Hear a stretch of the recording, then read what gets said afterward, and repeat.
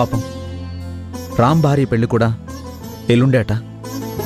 అలాంటి స్థితిలో కన్నవాళ్ళు కూడా నిష్ఠూరంగా మాట్లాడితే, కోడల్ని తీసుకొస్తేనే ఇంట్లోకి అడుగుపెట్టు, లేకపోతే రానే వద్దు అన్నట్టుగా మాట్లాడితే రామ్ ఏం చేస్తాడమ్మా? అందుకే పిచ్చెక్కిపోయి ఏమవుతాడన్న భయంతో మన ఇంటికి తీసుకొచ్చానమ్మా. మంచి పని చేశావు. మీ పెళ్లి కూడా ఎల్లుండే కదా. ఈ పెళ్లి సందడిలో పడి నీకు తోడుగా ఉంటే నీ స్నేహితుడి మనసు కాస్తైనా కుదుటపడుతుంది. ఇంటికి రమ్మంటే ఇంట్లో వాళ్ళు ఏమనుకుంటారో అని తెగ ఫీల్ అయిపోయావు కదా. ఇప్పుడు చెప్పు. ఏం చెప్పను, ఎలా చెప్పను? చేతులు జోడించి మీకు. బాబు, ఏంటా మాటలు? కుటుంబం అన్నాక ఇలాంటి చిన్న చిన్న గొడవలు జరుగుతూనే ఉంటాయి. అయినా నువ్వు జరిగిందంతా మీ అమ్మా నాన్నలకి ముందుగానే చెప్పాల్సింది. అలా చెప్పకుండా తప్పు చేశావు బాబు. ఏంటమ్మా రామ్ చేసిన తప్పు? తప్పు కాకపోతే పొరపాటు. ఇలాంటి విషయాల్ని కన్నవాళ్ళకు కూడా చెప్పకపోతే ఎలాగయ్యా? తప్పు ఒప్పు జరిగిపోయింది. ఇప్పుడు ఏమీ మిగల్లేదు. అందుకే బాబు కన్నవాళ్ళకి చెప్పాల్సింది అన్నాను. ఒకవేళ నువ్వు ముందుగానే చెప్పి ఉంటే బతిమాలో బామాలో కోప్పడో ప్రాధేయపడో వాళ్ళు వెళ్ళి నీ భార్య మనసును మార్చడానికి ప్రయత్నించేవాళ్ళు. మళ్ళీ మీ ఇద్దరిని ఒకటిగా చేసేవాళ్ళు. నాకంత అదృష్టం లేదమ్మా. మనసు మారేదే అయితే నా భార్య ఏనాడో తిరిగొచ్చేసేది. కాని పంతంతో ద్వేషంతో నా ఉనికినే భరించలేనంతగా అసహించుకుంటోంది.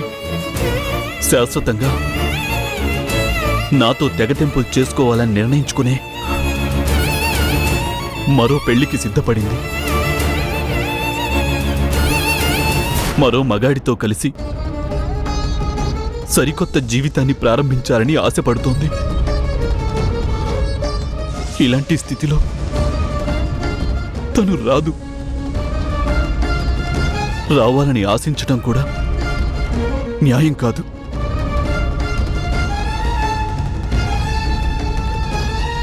రామ్, పద.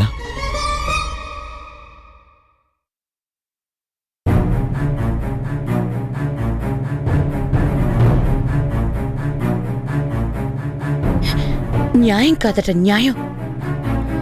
అంత న్యాయాన్యాయాల గురించి మాట్లాడేవాడు కట్టుకున్న దాని మెళ్ళో తాళి తన చేతులతో తనే ఎలా తెంచగలిగాడట? అర్ధరాత్రి వేళ గడప దాటి వెళ్ళిపో అని ఎలా శాసించగలిగాడట? అహంకారం, నిలువెల్లా పురుషాహంకారం. ఛీ!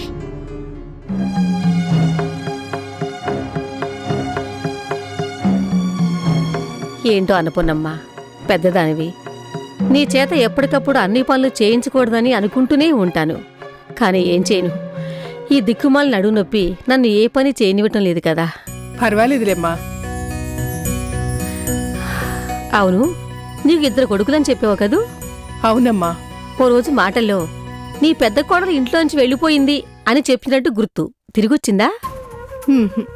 లేదమ్మా, మాకంత అదృష్టం లేదు. మా పెద్ద కోడలే ఉంటే మాకీ గతి పట్టేదే కాదు. మీ పెద్ద కోడలు అంత మంచిదా? దేవతమ్మా. ఏ జన్మలోనూ ఎంతో పుణ్యం చేసుకుంటేనే కాని అంత మంచి కోడలు దొరకదమ్మా. అలాగా? మరి నీ చిన్న కోడలు? దాని సంగతి ఎందుకులేమ్మా, అదో పెద్ద బ్రహ్మరాక్షసి. ఏ జన్మలోనూ ఎంతో పాపం చేసుకుంటేనే కాని అలాంటి పాపిష్టిది కోడలుగా రాదు. నీలాంటి మంచి అత్తగారికి అలాంటి నికృష్టాలు కోడలుగా దొరికిందా? ఏం చేస్తామమ్మా, మా కర్మ కొద్దీ దొరికింది. బ్రతికుండగానే మాకు నరకాన్ని చూపిస్తుంది.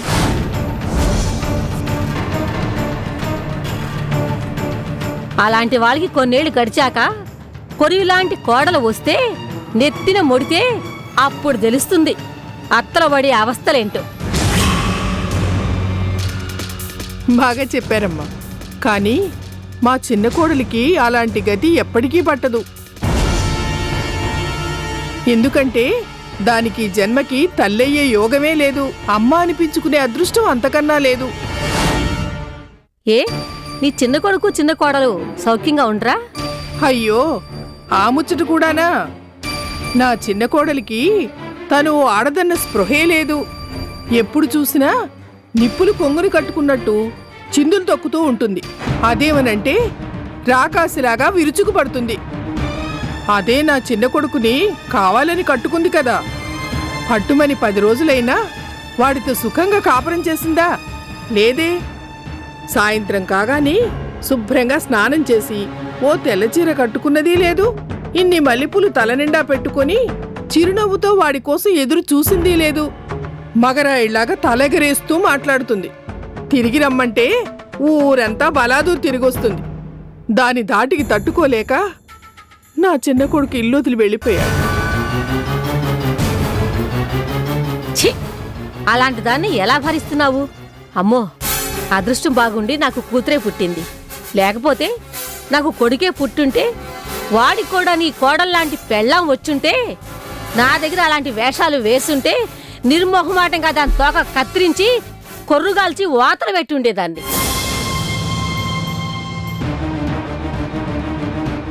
హాయ్ ఆంటీ, ఏదో హాట్ టాపిక్ గురించి మాట్లాడుకుంటున్నట్టున్నారు.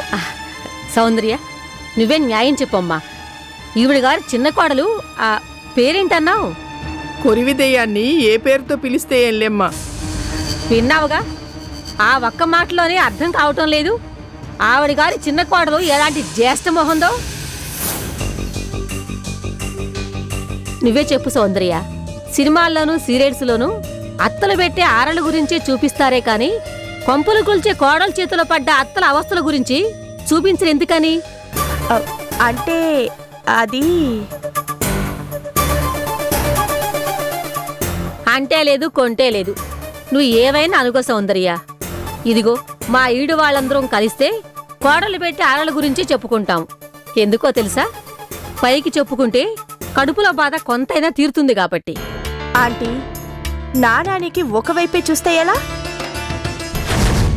రెండో వైపు ఏముందో ఎవరికి తెలుసు?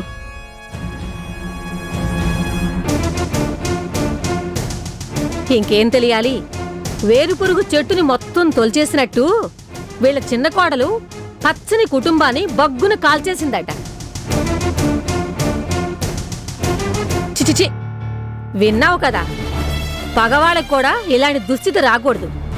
ఆ భగవంతుడు అలాంటి జన్మలని ఎందుకు పుట్టిస్తాడో ఏమో. ఎందుకేముందమ్మా, మా నెత్తి మీదెక్కి నాట్యం చేయడానికి. చేస్తుంది అన్నపూర్ణమ్మా. ఒక్క మాట చెబుతాను, గుర్తుంచుకో. రౌతు మెత్తనైతే గుర్రం ఒంటికాల మీద స్వారీ చేస్తుందట. అందుకే అలాంటి కోడలని కాలు కింద తొక్కి పట్టాలి. కిక్కురు మనకుండా కుక్కిన పేర్లా పడుండేలా చేయాలి. నాకు అలాగే చేయాలనుందమ్మా. కానీ ఎలా? ఎలాగే ఉంది. ఈసారి నీ చిన్న కోడలు పొగరుగా మాట్లాడిందనుకో, అట్ల కాడ గాల్చి దాని నోటి మీద వాత పెట్టు. ఎప్పట్లాగే తల ఎగరేసిందనుకో, ఇంతలా దుడ్డుకర తీసుకొని దాని వీపు మీద విమానం మూత మోగించావంటే దెబ్బకు దెయ్యం దిగొస్తుంది. ఆంటీ, సింధు లేదా? లేదమ్మా, దాని ఫ్రెండ్ ఎవరో వస్తే షాపింగ్కి వెళ్ళింది. అలాగా, అయితే నేను వెళ్ళొస్తానంటీ. అయ్యో, ఇప్పుడేగా వచ్చావు, ఉండమ్మా. సౌందర్య, నువ్వు చాలా తెలివైన దానివి కదా. వీళ్ళ చిన్న కోడలాంటి రాక్షసిని దారికి తేవాలంటే నేను చెప్పింది ఒక్కటే మార్గం. అవునా కాదా? ఆపరేషన్ దుడ్డుకర. రైటా రాంగా చెప్పు. ఏమో, నాకు తెలీదు. టైం అవుతుంది, నేను వెళ్ళొస్తానంటీ.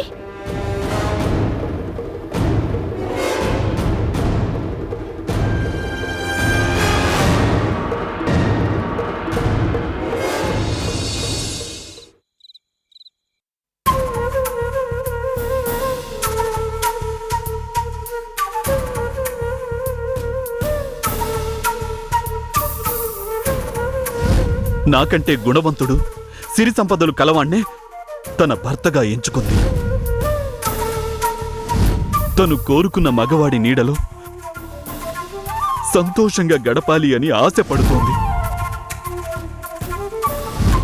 ఈ నిజం తెలిసాక ఇప్పుడు మీరు అర్చన ఆచూకీ తెలుసుకోవాలని, జరగబోయే ఆ పెళ్లిని ఆపాలని ప్రయత్నిస్తే తను ఏదైనా అఘాయిత్యం చేసుకుని ఈ లోకం నుంచే శాశ్వతంగా వెళ్ళిపోతే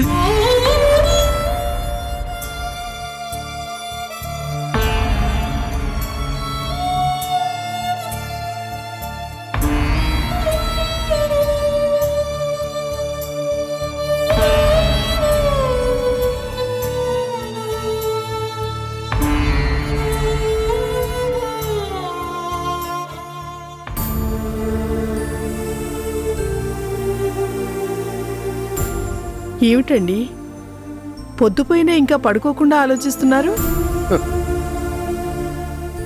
నువ్వన్నట్టు పొద్దు వాలిపోతూ ఉంటే రామకృష్ణ అని బతకడానికి బదులు ఇన్ని ఆలోచనలు, టెన్షన్లు అవసరమా అని.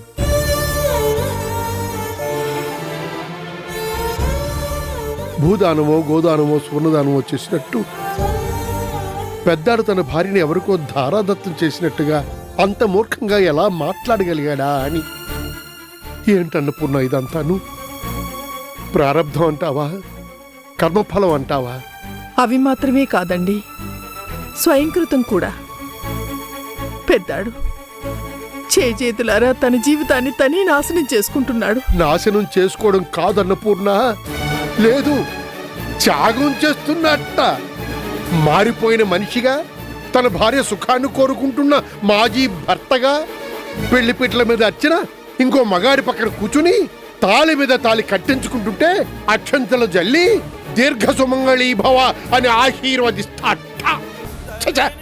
ఏమండి, ఎందుకలా ఆవేశపడతారు? అసలే మీ ఆరోగ్యం బాగలేదు.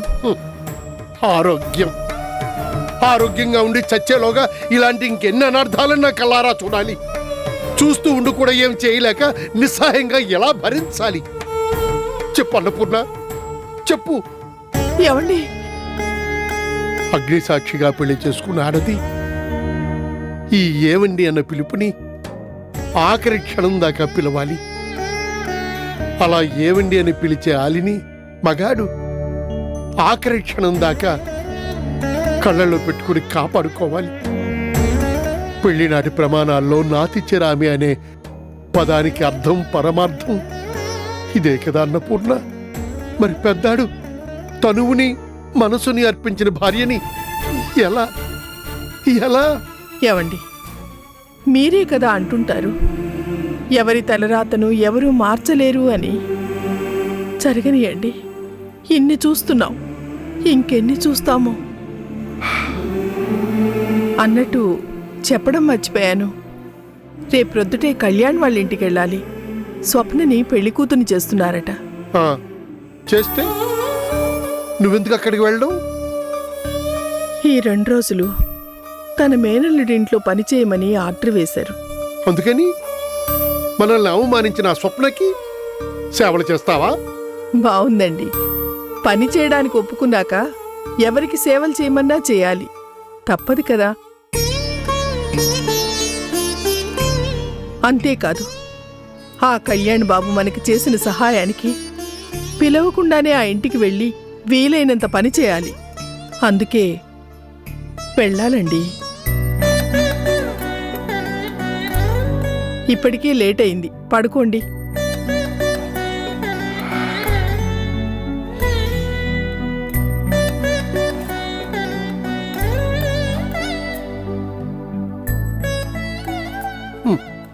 బాగుందన్న పూర్ణ. తనను ద్వేషిస్తుందని తెలిసి పెద్దాడు అర్చన పెళ్లికి ఒప్పుకోవటం, మనల్ని ద్వేషిస్తుందని తెలిసి కూడా స్వప్నని పెళ్లి కూతుర్ని చేస్తూ ఉంటే నువ్వు వెళ్ళి ఆ వేడుకని జరిపించటం బాగుంది, చాలా బాగుంది. ఓరి భగవంతుడా, ఎన్ని చిత్ర విచిత్రాలను చూపిస్తున్నావురా నువ్వు.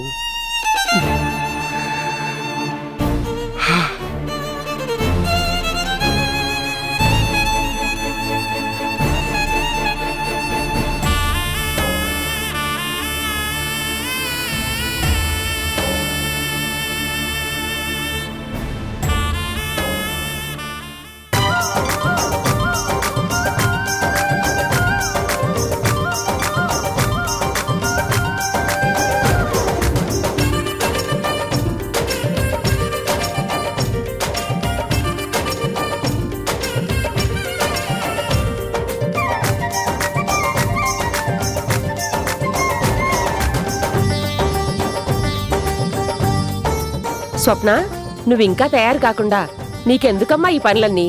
మేమందరం ఉన్నాం కదా. ఇదిగో పెళ్లి కూతురా, ఇలా పని చేసి చేసి అలసిపోయావనుకో మా కళ్యాణ్ చాలా బాధపడతాడు. ఆ తర్వాత నీ ఇష్టం. ఇదిగో వదినా, ఇంకెంతసేపు? స్వప్నని పెళ్లి కూతుని చెయ్యాలి. త్వరగా కానివ్వండి. నువ్వేంటమ్మా ఇంకా ఇక్కడ నిలబడ్డావు? వెళ్ళు.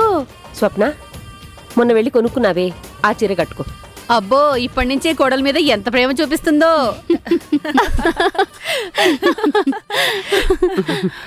ఇప్పటి నుంచేంటి? ఏ క్షణంలో అయితే స్వప్న మా కంటికి కనిపించిందో ఆ క్షణం నుంచే. నెత్తి మీద దేవతై కూర్చుందనమాట. ఏదైతేనే శారదమ్మ మంచి బంగారం లాంటి కోడల్ని కొట్టేసింది. అవునవును, కరెక్ట్. త్వరగా వెళ్ళి రెడీ అవమ్మా.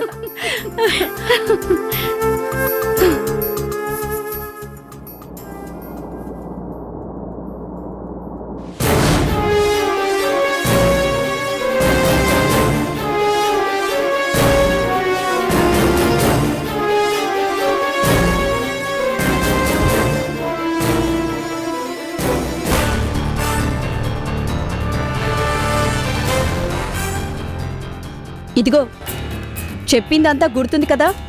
నువ్విక్కడ పనిచేసిన 2 రోజులు ఏ మాత్రం తేడా రాకూడదు. అర్థమైందా?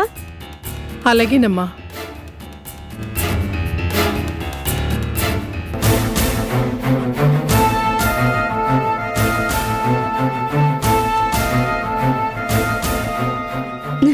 అత్తయ్యా, ఏమే సింధు, ఇప్పుడా రావటం? కాస్త ముందుగా రావచ్చు కదా. సారీ అత్తయ్యా. అవును, స్వప్నేది? పైన గదిలో రెడీ అవుతుంది. అన్నపూర్ణమ్మ గారు అక్కడే నిలబడిపోయారే, రండి. అత్తయ్యా, తనెవరనుకున్నావు? మా ఇంటి పని మనిషి. నీకు తోడుగా పని చేసి పెడుతుందని డాడీ పంపించారు. పని చేయించుకోండి. ఏంటమ్మా, మీరు మా తమ్ముడింట్లో పనిచేస్తున్నారా? చెప్పాను కదమ్మా, మాది చితికిపోయిన కుటుంబం అని. కూటి కోసం ఏ పనైనా చేయాల్సిందేగా. ఈ 2 రోజులు మీరే పని చెప్పినా చేసి పెడతాను. చెప్పండమ్మా. ఆహా, వద్దమ్మా. మీలాంటి మనిషి పని మనిషి అయినప్పుడు పని చేయడంలో తప్పులేదుగా. పర్వాలేదులేమ్మా.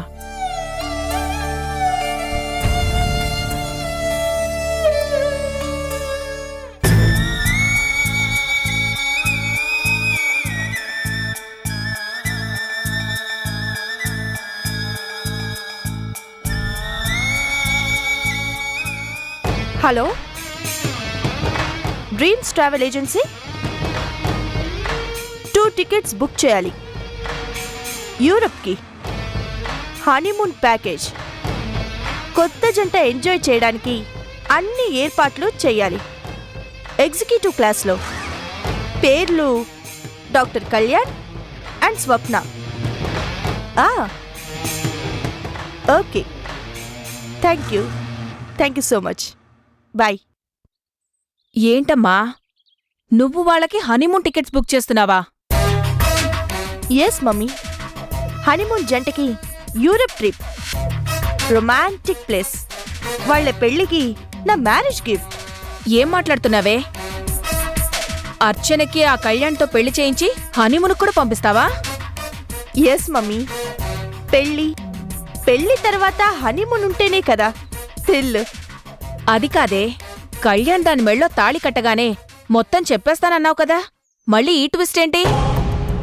ట్విస్ట్ మీద ట్విస్ట్ ఉంటేనే కదా మమ్మీ మజాగా ఉండేది.